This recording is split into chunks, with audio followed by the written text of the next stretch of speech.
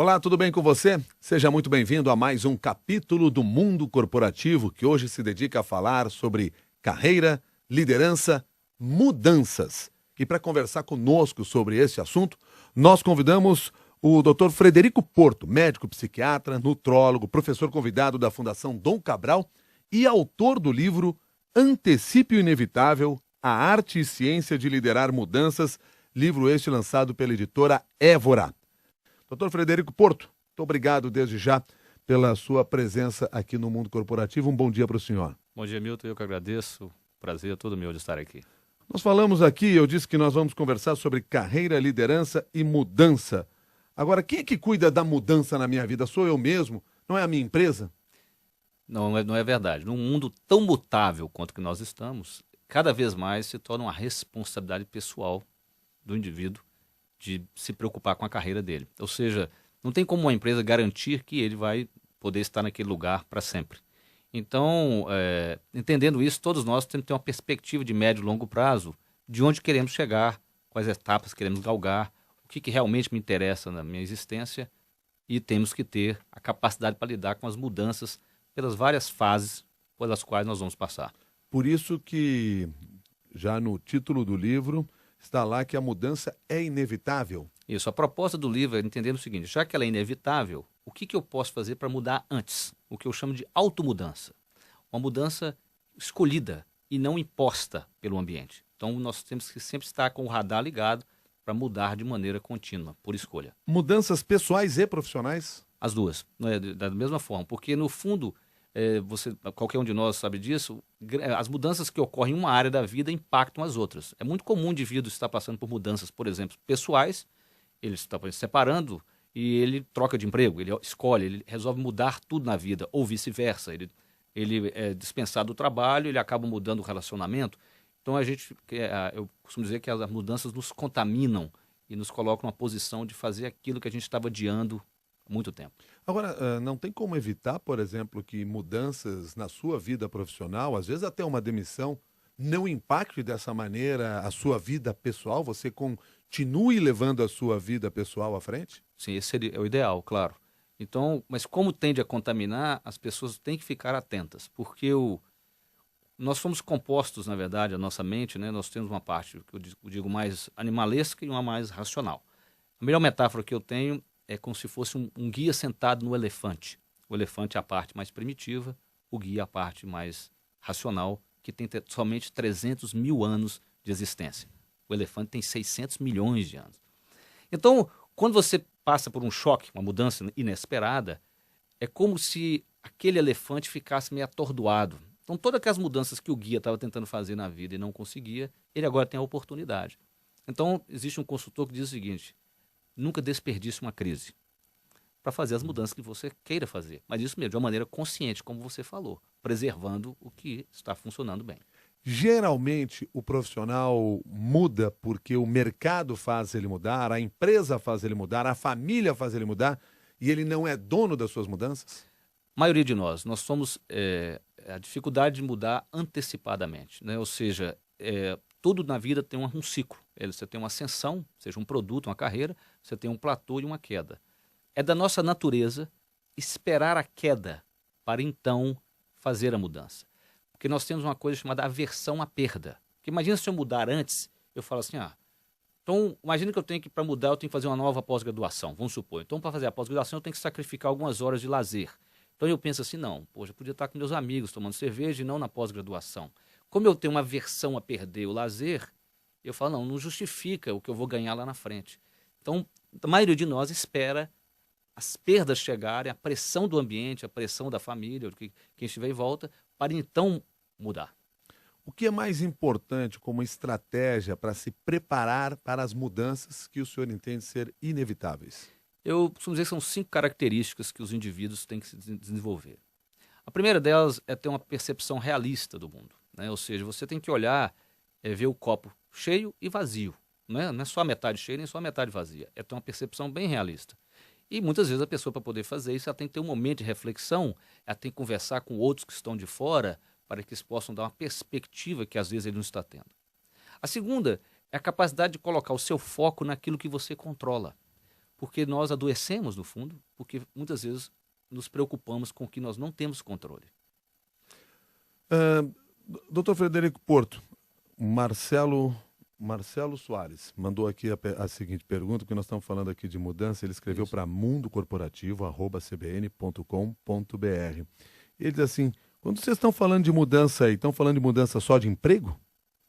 Não, de tudo, né, Marcelo? Ou seja, isso que nós vamos falar é aplicado tanto à sua vida profissional quanto à sua vida pessoal. Mudar de relacionamento, ou você quer mudar de cidade, você quer mudar de profissão, aplicado a tudo. Mudar dentro da própria empresa. Dentro da própria empresa, inclusive, para mudar de área, né? Mudar de cargo, sim, né? Aplicado a qualquer tipo de mudança. Então vamos pensar aqui, eu lhe perguntei agora há pouco Isso. sobre essas estratégias. Isso, são 5 características. Uma, então, essa capacidade de ter uma visão realista, Isso. tanto o positivo quanto o negativo do momento. A capacidade de focar naquilo que você controla. Nós sabemos hoje que quando você tem a sensação de controle, você fica menos estressado. Isso é provado cientificamente. Eles pegaram 2 grupos de indivíduos, colocaram em 2 salas separadas para fazer quebra-cabeças. E as salas tinham um ruído muito alto para incomodar. Para um dos grupos foi dado um controle. E falou para eles: esse controle abaixa o som, mas pedimos a você para evitar de usar. Quando terminou a experiência, o grupo que tinha um controle na mão, que não foi usado, o hormônio do estresse no sangue, que é o cortisol, era 40% mais baixo nesse grupo. A sensação de controlar diminui o seu estresse. Nós não controlamos tudo na vida, mas se nós colocarmos a nossa consciência, a nossa atenção naquilo que controlamos, isso diminui o nosso estresse. Então essa é a segunda questão, focar no que nós controlamos. Exatamente. A terceira característica é a flexibilidade. Ou seja, entre onde você está e onde você quer chegar, nunca é uma linha reta. Né? Tá certo? Você não tem como... você sabe o que você quer, você sabe onde você está, mas nunca é uma linha reta. Então essa tensão criativa criada por onde você está e onde você vai chegar, ou quer chegar, a pessoa tem que compreender que é comum da natureza humana negar onde nós estamos, especialmente quando estamos em situações difíceis, tá certo? Realmente, então, por que outra pessoa vai no alcoólatra anônimo? A primeira coisa que ela faz é ir na frente e falar: eu sou alcoólatra. Ela tem que reconhecer onde ela está. Então esse é um ponto importante. A flexibilidade só vai existir se eu entender onde eu estou, onde eu quero chegar e ter uma visão realista disso. E aí a flexibilidade é esse caminho que nunca vai ser uma linha reta. Mas se eu tiver a visão realista, eu crio a tensão, que é o paradoxo Stockdale. James Stockdale foi um almirante americano que ficou preso na guerra do Vietnã durante 8 anos. Ele sobreviveu ao campo de concentração. Perguntaram a ele: general, almirante, quem sobreviveu? Quem morria primeiro? Ele falou: os otimistas. Que o cara falava assim: no Natal eu saio. Ele não tem controle sobre isso, quem controla é o vietnamita, né? Ele falou: e o senhor, como é que o senhor sobreviveu? Ele falou assim: eu nunca deixei de desejar e ter fé que eu ia sair, mas nunca neguei a realidade da dureza onde eu estava. Então esse é o paradoxo. Bom, daí nós estamos falando do realista. Sim, sim, exatamente. Então a visão realista, que é a primeira característica, mas é a visão de onde eu estou, onde eu quero chegar, e por isso ele consegue ser flexível no caminho, porque ele tem uma percepção do que ele quer e de onde ele está. Ele sabe que não é uma linha reta. É igual quando lançaram a Apollo 11 e a Lua. 90% do tempo ela está fora de rota. Não tinha uma linha reta para chegar na Lua, né? Você ia ajustando. Bom, nós falamos então de 3 aspectos importantes de um total de 5. Vamos ao quarto aspecto? O quarto aspecto é a organização. O indivíduo, ele, em um mundo tão caótico, né, que a todo momento você é chamado a sua atenção, né, você tem uma atenção dispersa por muitos estímulos, é fundamental que ele tenha uma certa organização e, em especial, do tempo dele. Ele sabia o que é importante e o que não é importante de ser feito. Isso cada vez é mais difícil, é verdade. Mas o indivíduo tem que ter na consciência o que é a tarefa mais importante de ser feita hoje, esta semana, este mês. Ele tem que ter essa consciência. E, por último, a proatividade, que inclusive dá o título ao livro, não é isso? A proatividade é a minha capacidade de mudar antes que eu seja obrigado. Então, eu tenho que me perguntar, para entender a minha percepção, onde eu estou na curva de mudança, né, do meu ciclo pessoal, ou se eu quiser analisar uma única área da vida profissional, ou como um todo. Você pode perguntar assim: você está tendo os resultados que deseja na vida agora? É uma pergunta. A segunda: você acredita que vai continuar a ter no futuro esses resultados? É outra pergunta. Então, conforme as respostas dele, nós sabemos onde ele pode estar nessa curva. Tá. Bom, nós falamos aqui de percepção realista, focar no que controlamos, flexibilidade, organização e Proatividade. proatividade. Isso. Esse conjunto de aspectos aos quais o senhor chama a atenção, que seriam estratégias a serem desenvolvidas para que nós possamos estar preparados para as mudanças, dependem todos de mim?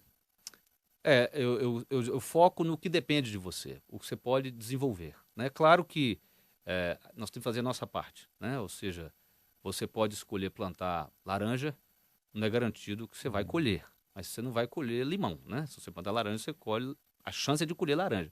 Pode vir uma tempestade, acabar com a sua plantação. O que eu demonstro é o seguinte, você vai ter essas características, isso aumenta a probabilidade de você conseguir fazer a mudança de uma maneira mais harmônica. Ninguém está dizendo que é garantido. Em que momento eu tenho que começar a pensar nessa estratégia? Pois muito bem. Então, se ele respondeu aquelas duas perguntas, né? Se está tendo resultado agora, ou se acredita que vai ter no futuro. Se ele respondeu, eu sim estou tendo os resultados que eu quero, e sim acredito que no futuro eu terei, provavelmente ele está no ciclo, ele está numa fase ascendente da onda dele. Então ele está ganhando, né? Se é um produto, se é uma carreira, ele tem os resultados que ele espera. Ótimo. Se ele respondeu que ele está tendo o resultado, mas quando ele olha o futuro, daqui 3, 5 anos, ele vê que ele não acredita que vai continuar, ele está chegando no ápice. Um dos sintomas é que ele percebe que ele tem que fazer muito mais esforço para ter os mesmos resultados que ele tinha antes. Aí já é um momento de ele começar a pensar na mudança. Quer dizer, esse estágio pode acontecer em qualquer momento da nossa carreira. Qualquer momento. Vai ter pessoas que lembram, assim, um dia eu acordei de manhã, eu olhei, eu tinha conseguido tudo que eu quis. E por algum motivo eu ainda estava insatisfeito. Eu fiz essa mudança na minha vida. Porque, na verdade, nós vamos amadurecendo. Nós vamos tendo saltos de complexidade na nossa cognição, na nossa mente. E cada salto desse faz com que você olhe para trás e se pergunte assim, gente, como é que eu não vi isto antes? Você muda a sua percepção. E ao mudar, você tem novos desejos e aí você inicia um novo ciclo. Torna-se mais complexo esse processo à medida que muitas vezes as mudanças pelas quais eu tenho que passar, elas dependem de outras pessoas, não vão depender apenas de mim? Claro, é sempre.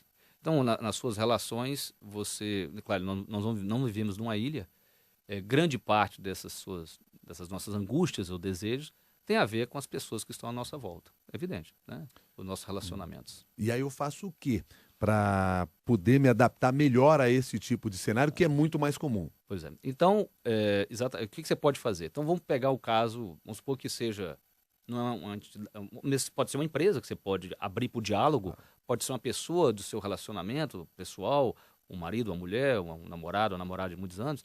Você tem que criar um diálogo, abrir o espaço para o diálogo, que você se lembra que eu falei que a liderança é um tripé, né? Do líder, que é um indivíduo, e aí nós falamos das características que ele deve ter, o liderado, que é o outro, e o contexto onde ele está inserido. Né? São os três pontos de um triângulo que tem que ser ficado atento. Então, do líder para o liderado, você tem a relação. E aí você tem que estar aberto ao diálogo. Ou seja, porque muitas vezes, como você disse, você precisa, aliás, muitas vezes não, provavelmente a maioria das vezes, você precisa de outras pessoas para estar junto de você, seja numa empresa ou mesmo na sua vida pessoal. Então, o diálogo é eu estar aberto a conversar com o outro, a compartilhar os meus desejos, ouvir da outra parte e achar um ponto em comum onde a gente possa trabalhar juntos. As corporações têm espaço, primeiro, para esse diálogo, segundo, para que os seus profissionais façam essa discussão com eles próprios, talvez, sobre mudanças necessárias? Paradoxalmente, não. Olha que coisa curiosa. A DBM fez um estudo perguntando a executivos brasileiros, entrevistou mais de 2.000 executivos, quanto tempo que ele estava disposto a ficar na empresa onde ele estava. Ele respondeu 3 anos.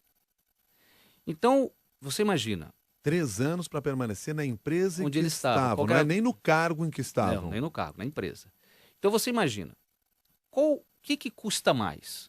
Se uma empresa tivesse uma confiança para conversar com esse indivíduo, entender os desejos dele de carreira, ou se ele chegasse um dia e falasse que, assim, daqui 30 dias eu estou saindo.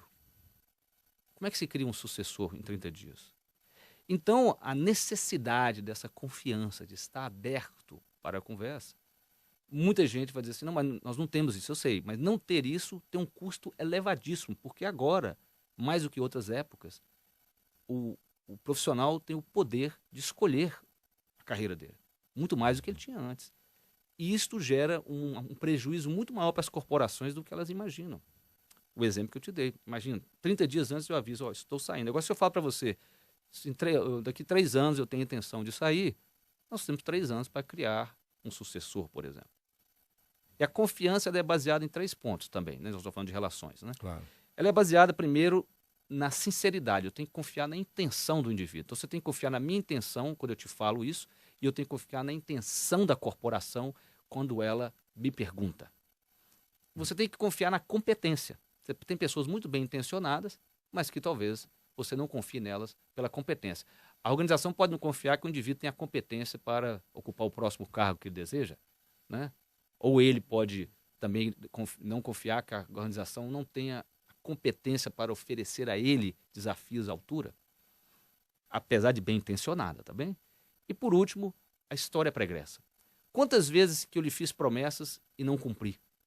Então, se minha história pregressa não é boa, a confiança vai estar abalada. Então, se você entende que a confiança é feita de 3 pontos, sinceridade, competência e história pregressa, eu consigo fazer o que está faltando para que eu possa ter uma conversa sincera, que baseie-se, que a pessoa enxergue as minhas competências e vice-versa, e considere a nossa história pregressa. O que está faltando para ter essa conversa de confiança? O Mikael mandou uma pergunta aqui que considero bastante interessante. Ele diz que tem 19 anos. Mal começou sua carreira e ele já está pensando em mudar. Ele disse que isso é um problema. Bem, Mikael, a sua geração, né, 19 anos, ela tem muitas escolhas, né? Então, eu acho que nós lidamos com um paradoxo. Um paradoxo é quando 2 coisas são importantes, por exemplo.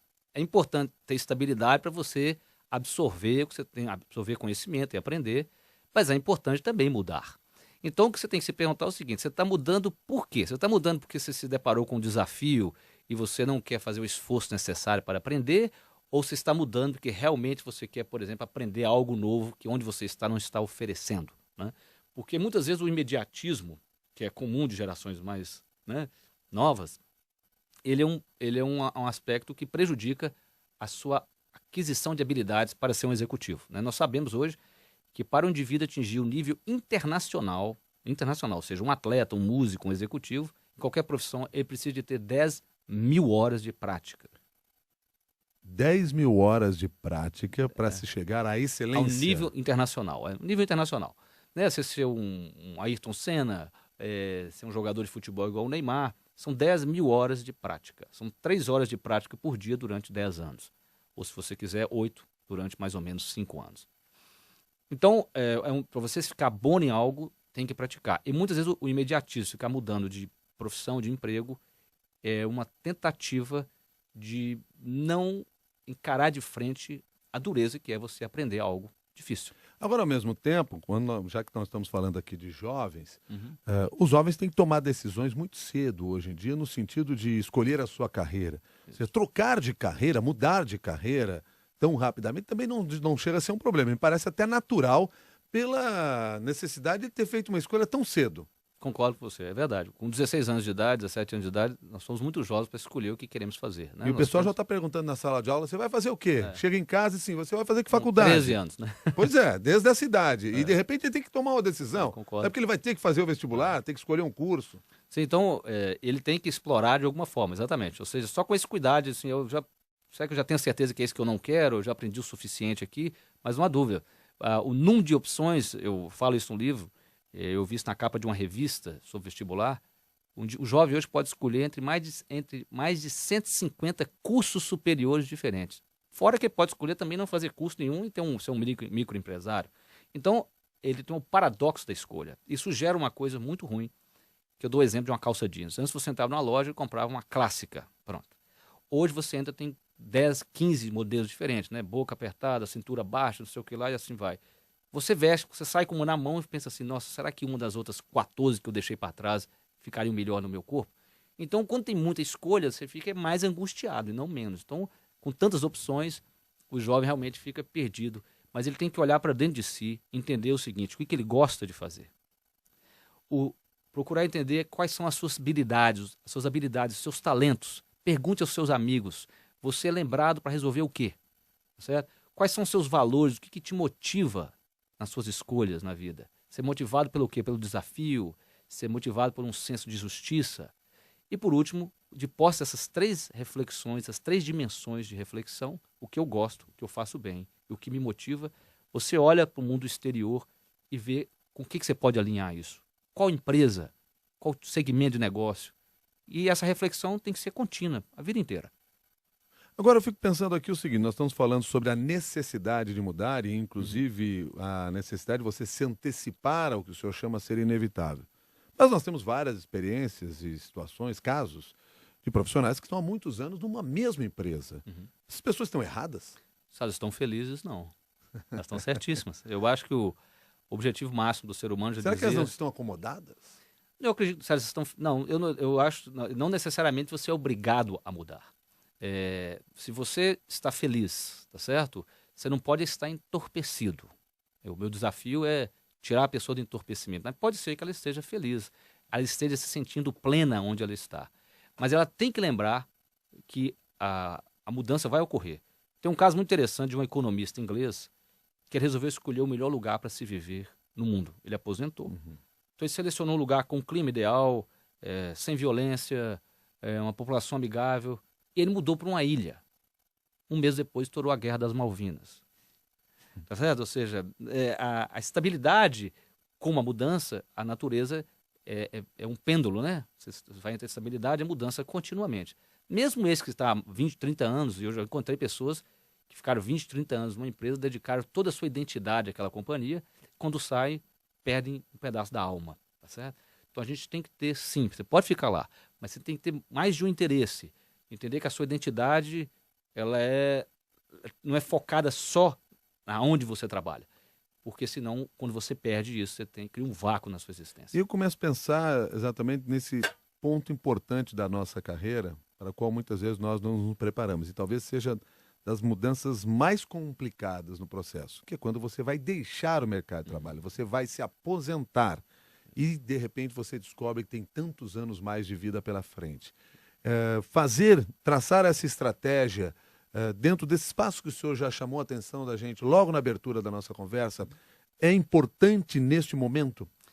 Importantíssimo, porque cada vez vai ser mais comum, né? Nós vamos viver mais, então você vai terminar um ciclo da sua profissão, do seu trabalho, vai ter uma segunda, uma terceira carreira. Então, você tem que estar atento àquilo que eu falei para o nosso ouvinte, o que você gosta de fazer, aos seus talentos, porque isso faz com que você abra outras possibilidades. Tem outro aspecto que eu abordo no livro, que é essas características, essas 5 características são ancoradas em algumas coisas. Uma delas é a aprendizagem, que tem a ver com o que você falou. O aprender... Você refere sobre o ciclo de aprendizagem. O ciclo de aprendizagem, exatamente. Ele passa por níveis. Então você tem um primeiro nível que a gente chama de inconscientemente incompetente. É quando você não sabe que não sabe. Então um índio que nunca viu um carro, ele não sabe que não sabe dirigir. Ele vê um carro, fala, opa, eu não sei dirigir. Ele tem um insight da ignorância dele. Aí ele entra no segundo nível, que é o conscientemente incompetente. Aí ele entra na autoescola. Mas ele está naquela fase que ele tem que pensar para pisar na embreagem, ele sabe que ele não consegue manobrar o carro no morro. Ele está conscientemente competente. Ele sabe o quanto ele sabe. Aí pratica. Um dia alguém entra na frente do carro, ele consegue desviar sem pensar. Ele automatizou. É o nível inconscientemente incompetente. Desculpa, inconscientemente competente. Você não sabe o tanto que você sabe. Mas nesse nível tem algo muito importante. Porque requer de você a humildade de reconhecer que as coisas podem ter mudado e a coragem de começar o ciclo de novo, aprender coisas novas. Então isso é um processo contínuo, né? É isso que nós falamos, ou seja, a nova carreira, a nova fase. Em cada nível, o senhor coloca aqui no livro uma palavra-chave, né? Quando nós falamos aqui do inconscientemente incompetente, eu falo no insight. Conscientemente incompetente, escolha. Conscientemente competente, disciplina. E aí nós chegamos nesse último nível do inconscientemente competente, que é a humildade. Humildade, isso. Essas palavras-chave escolhidas aqui dentro de cada uma dessas áreas é porque São as reações que nós temos que ter a cada estágio. Exatamente. E esses estágios são inevitáveis. São inevitáveis em qualquer ciclo de aprendizagem. E você, nesse ciclo, você vai errar, você vai ficar confuso. Eu sempre digo que ninguém aqui está confuso sobre como se faz uma neurocirurgia, provavelmente. Por quê? Porque a pessoa não é um neurocirurgião. Então você fica confuso naquilo que você tem que aprender. É uma fase do aprendizado. Você vai errar. Então o que nos resta é fazer, como você disse, criar circunstâncias, porque o insight só ocorre em circunstâncias. Eu posso criar circunstâncias na minha vida para que gere maneiras de pensar diferentes, conviver com pessoas diferentes, que mude minha maneira de pensar. Aí eu tenho um insight. Aí eu escolho praticar. Pratico de uma maneira disciplinada. E depois eu tenho a humildade de reconhecer que aquilo que eu fazia tão bem, muitas vezes, eu tenho que ter a coragem de fazer de uma maneira nova e diferente. E aí você tem que buscar uma inspiração no fundo da sua alma, né? Como é que eu reinicio isso? Bom, todos esses processos sobre os quais nós estamos falando passam pelo autoconhecimento. Eu ter que enxergar a mim mesmo é fundamental. Perfeito. Isto eu acho que é a alma de tudo. Num mundo onde o ser humano seria o grande diferencial das empresas, né? Nós sabemos a capacidade produtiva do indivíduo. Eu cito um livro, Cláudio Fernandes Arroz, um headhunter. Ele mostra que quanto mais complexa a tarefa, maior é o impacto do indivíduo de produtividade baixa com produtividade diferenciada. Em tarefas mais complexas, como a capacidade de criar softwares, programadores, chega-se a 1.400% o impacto de um indivíduo que consiga produzir mais. Neste mundo, se o ser humano, entre aspas, é o recurso, ele tem que se conhecer bem. Conhecer as suas forças, as suas fraquezas, né? Saber se relacionar. Já dizia Sartre, né? O inferno são os outros. Uhum. Mas o céu também são os outros. As nossas maiores alegrias, se eu pedir qualquer um para recordar, foi eventos que aconteceram com pessoas no seu trabalho, um trabalho em equipe, uma pessoa que você amava. Então o ser humano se torna o centro dessa nova fase do trabalho na era do conhecimento. A Simone pergunta aqui pelo mundocorporativo@cbn.com.br se nós vivemos num mundo de tantas mudanças constantes, por que nós ainda somos resistentes a elas? Porque biologicamente nós não somos construídos para inovarmos. Vamos voltar lá na pré-história, lá na savana africana. O homem foi selecionado ali. Ele foi selecionado para economizar energia. Então, se não precisasse correr, ele não corria. Não é isso? Ele ficava quietinho. Então, nós nos adaptamos bem, mas nós não somos inovadores por natureza. Nós só somos inovadores se nós somos pressionados a sê-lo. Tá certo? Então, o ambiente pressiona você a ser inovador, a mudar. Senão, ninguém quer mudar. Dizem que nem o neném quer que você troque a fralda dele quando ele faz xixi. Só depois que esfriar. Até então, ele não vai reclamar. Né? Então, isso é da nossa natureza. É por isso, Simone. Então, nós não mudamos. Por isso que antecipa o inevitável. Eu proponho que você faça uma reflexão para ser proativo. Nós falamos aqui no programa muito sobre estas mudanças individuais. Agora, muitas vezes, nós temos que promover mudanças dentro da empresa ou do grupo que nós lideramos. A estratégia é a mesma? Sim, ou seja, uma empresa que é composta de indivíduos, ela tem os mesmos vícios, tá certo? Uma empresa também tem uma inércia, se duvidar, até maior. Se você vê, Milton, as grandes mudanças de empresas na história, você pegar a IBM, por exemplo, né? O Gessner tem o livro, né? Quem disse que os elefantes não podem dançar? Ele, na verdade, pega-se uma empresa em queda e se faz uma reação para mudá-la, porque ele aproveita que ela está perdendo. É muito difícil você pegar uma empresa ganhando e mudá-la. Ou seja, quantos indivíduos têm a coragem, por exemplo, de um Steve Jobs pegar, né, matar um produto para lançar o seguinte, mata um produto para lançar o seguinte. Então, isto requer um certo desapego. Então, a dificuldade é a mesma. O que nós estamos entendendo em grupo é o seguinte: o maior impacto num grupo é o papel do gestor. Isso nós sabemos. O Gallup fez um estudo com 80 mil gerentes e mostrou que o maior impacto de permanência no emprego, de capacidade de coesão de equipe, de produtividade, era o gerente, era o alinhamento com esse gerente, com o gestor. Então, o papel desse indivíduo como alguém que fomenta mudanças, que estimula o pensamento, mostra que as pessoas têm que ter diferentes perspectivas. Eu falo isso no livro, tem um capítulo que eu chamo os agentes da mudança. São pessoas que têm percepções diferentes da realidade. Você tem que ser capaz de ouvir que pode ser que aquele indivíduo está percebendo uma coisa que o outro não está percebendo ele tem um ponto de vista, então, diferente, e aquilo vai ser crucial naquele momento da empresa, essa capacidade de permitir que pensamentos divergentes se manifestem, cabe a um gestor. É quando o senhor fala sobre os atores principais Atores de uma mudança. principais. Quem são esses atores principais? Então eu pego um modelo bem simples de tipologia humana, tá certo? De 4 tipos, né? Que eu chamo um indivíduo estrutura, um indivíduo que é tarefa, um outro que eu chamo de relacionamento e um que eu chamo de liberdade. De maneira bem simples, o estrutura é o camarada que segue as regras, vamos dizer a contabilidade, tá certo? Então ele vê os detalhes, ele cuida de que A leva a B, B leva a C, tudo certinho. Ele é focado na eficiência do sistema. O indivíduo tarefa, ou sistema tarefa, é focado na eficácia, no resultado. Mas nós precisamos dos dois, claro que precisamos. Aliás, precisamos dos 4. Então, o tarefa, eu brinco que é o departamento de marketing e vendas. Ele vende. Agora eu brinco que se vai ter para entregar, esse é problema da eficiência, né? Agora a eficácia ele vai vender. O terceiro é o relacionamento. É o RH, é quem cuida das pessoas. Então, são pessoas, é gente que preocupa com gente. Ou seja, eu preocupo com o outro. São as pessoas apesar do trabalho. O tarefa não. É o trabalho apesar das pessoas.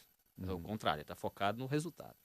E por último, liberdade, que é um indivíduo preocupado com o futuro, que eu brinco que ele sabe o que ele quer daqui a 10 anos, mas hoje de manhã ele não sabe o que vai fazer. Então ele é criativo, ele pensa soluções incomuns. E num mundo tão necessário, mudanças e inovação, esta pessoa se torna importante. Só que você imagina esse indivíduo que chega atrasado, que preocupa com o futuro, um artista quase, num mundo comandado por tarefas e estruturas. Então é um ser de outro planeta, mas você precisa dele. Porque eu demonstro no livro que a única maneira de uma empresa se reinventar continuamente é você ter essas 4 maneiras de pensar equilibradas de alguma forma. Quer dizer, o grande desafio do gestor, então, é conseguir fazer a convivência dessas 4 habilidades fundamentais. Exatamente, porque nós todos preferimos uma ou duas destas. E nós gostamos de quem é igual a gente. Só que então você junta um grupo só de tarefas, o outro grupo só de estruturas. Todo mundo tem as mesmas qualidades, mas tem os mesmos vícios. Então eles percebem o mundo da mesma perspectiva, eles não veem de outra perspectiva. Então você precisa de ouvir os 4. E esse é o grande desafio para qualquer indivíduo que sai, conforme você pegar um pipeline de liderança, sai de um gestor de si para um gestor de outros. Doutor Frederico Porto, para fechar essa nossa conversa, eu gostaria que o senhor deixasse aqui uma mensagem para todos aqueles que estão nos acompanhando no mundo corporativo e que começaram a refletir a partir de agora sobre a necessidade de pensar em mudanças. Não necessariamente mudar, mas estar preparado para quando elas forem acontecer. Bem, eu acho que todo mundo tem que procurar momentos na vida para refletir. Se você percebe que você está insatisfeito por algum motivo, você tem que fazer uma reflexão.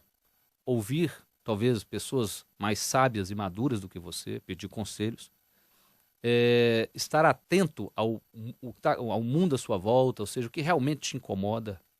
E a partir dessa noção, a percepção de que está te incomodando, traçar um plano de como tirar você dali. Porque eu sempre brinco que nós temos sempre 4 opções na vida. A gente pode mudar a si mesmo, mudar o outro, sair do barco, né, abandonar o barco, ou a pior de todas, que é sofrer parado. Né, porque só sofrer não resolve. Você pode até sofrer, mas você tem que ter uma perspectiva que você vai sair daquele sofrimento, daquele incômodo, daquela insatisfação. Então, sofrer por inércia, parado, talvez seja a pior de todas. Você sempre tem uma escolha. E requer coragem, requer trabalho, mas sempre temos uma escolha. Nunca podemos esquecer desse detalhe. E eu termino com a pergunta do Fernando, nosso ouvinte internauta.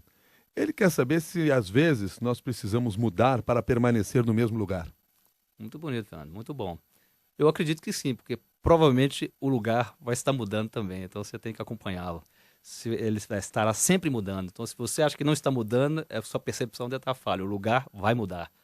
Frederico Porto, muito obrigado pela sua gentileza de conversar conosco aqui no Mundo Corporativo. Até uma nova oportunidade. Muito obrigado, Milton, pela oportunidade. Obrigado, ouvintes. Até uma próxima. Frederico Porto, que é nutrólogo, médico psiquiatra, professor convidado da Fundação Dom Cabral e autor do livro Antecipe o Inevitável, a Arte e Ciência de Liderar Mudanças, livro este da editora Évora. Quero também agradecer a você que participou aqui do Mundo Corporativo, enviou suas perguntas, através do e-mail ou através do Twitter. Lembrando sempre que a nossa ideia é que você pegue este conhecimento e compartilhe com seus amigos nas redes sociais. Rediscuta esse tema e, quem sabe, mude inclusive as nossas ideias. Combinado assim? Muito obrigado e até uma nova oportunidade.